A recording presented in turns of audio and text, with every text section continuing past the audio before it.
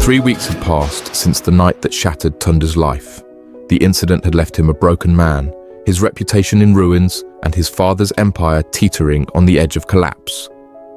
The once proud son of a powerful politician was now a shadow of his former self, haunted by the memory of a woman who had turned his world upside down. Tunda sat at the dining table with his family, picking at his food. The air was heavy with unspoken tension. His father, Chief Adebayo, dropped his spoon abruptly, the clatter echoing through the room. "Tunde," his father said, his voice stern but laced with concern. "I need to know what happened that night. Tell us the truth." Tunda's mother, her eyes filled with worry, interjected. "Chief, please let him rest. He's been through enough." But Tunda couldn't bear the weight of their stares. He pushed his chair back and fled to his room, where he buried his face in a pillow, his body shaking with silent sobs. The memories of that night played on a loop in his mind, the shimmering liquid, the snake, the endless chase. He felt like a prisoner in his own mind, unable to escape the nightmare. Days turned into weeks, and Tunda tried to piece his life back together. But one evening, as he sat alone in his room, his phone rang. The number was unfamiliar, and a chill ran down his spine as he answered. "Hello, Tunde," a voice purred on the other end. It was her, the snake woman. Tunda froze, his heart pounding. "Hello? Who is this?" "It's me," she replied, her voice smooth and unnervingly calm. Tunda's breath hitched. "How did you get my number? Stay away from me. Don't ever call me again." He slammed the phone down, his hands trembling. A few days later, Tunda found himself at a quiet restaurant, hoping to clear his mind. He sat at a corner table, sipping a glass of wine, when he saw her, the snake woman, walking toward him. His heart raced, and he jumped to his feet, knocking over his chair. "Calm down, Tunda," she said, her voice soothing. "I won't bite you." Reluctantly, he sat back down, his eyes never leaving her. "What do you want from me?" he demanded, his voice barely above a whisper. "Haven't you tormented me enough? No one believes me. They all think I'm mad." Tunda's anger flared. "What did I ever do to you? Why do you want to destroy my life? Tell me. What's going on? Why did you give me that potion? Why did you turn into a snake? Why did you chase me all night? And why are you here now?" The woman sighed, her expression softening. "Do you know why I'm here? Why I've been calling you? You blocked me everywhere, yet here you are, begging me for answers." She leaned forward, her eyes locking onto his. "You think I'm the villain in this story, don't you? But you have no idea what's really going on." "Then make me understand," Tunda pleaded, his voice cracking. "Every night I see that snake chasing me. I can't sleep. I can't eat. My life is falling apart because of you."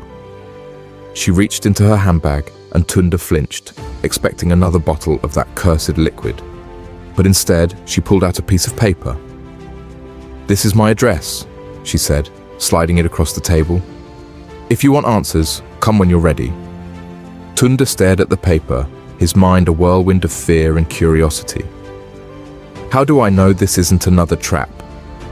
The woman stood, her eyes cold. "You don't. But if you want the truth, you'll come."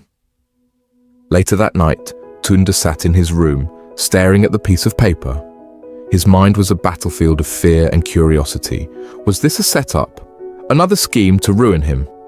But the questions gnawed at him, demanding answers. Finally, he couldn't take it anymore. He grabbed his car keys and stormed out of the house, his heart pounding. He jumped into his car and sped through the empty streets, the city lights blurring past him.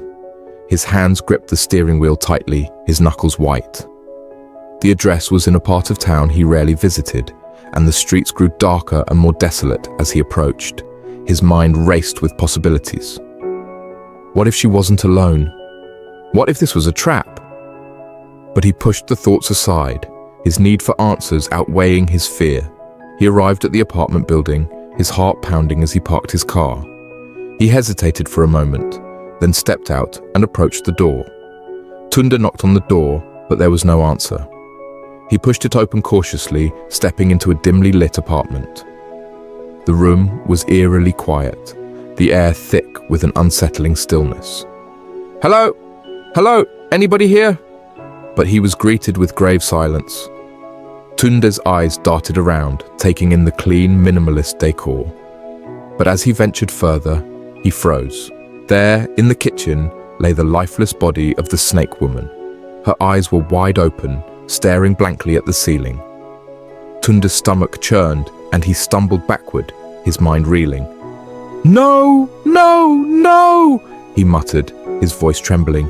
"This can't be happening!" He turned to leave, but as he reached the door, the sound of sirens filled the air. Police officers burst into the apartment, their guns drawn. "Freeze! Hands where we can see them!" one officer barked. Tunde's heart sank as he realized the gravity of the situation. "I'm innocent!" he shouted, his voice desperate. "I didn't do this." But the officers didn't listen. They handcuffed him and led him away, the flashing lights of the police cars casting an ominous glow over the scene. As Tunde sat in the back of the police van, his mind raced. Was this a setup? Had he been framed? Or was it simply a case of being in the wrong place at the wrong time? The questions swirled in his mind, but one thing was clear. His nightmare was far from over. What happens next? Is Tunde innocent, or is there more to the story than meets the eye? Stay tuned for episode 3, where the tale takes an even darker and more unexpected turn.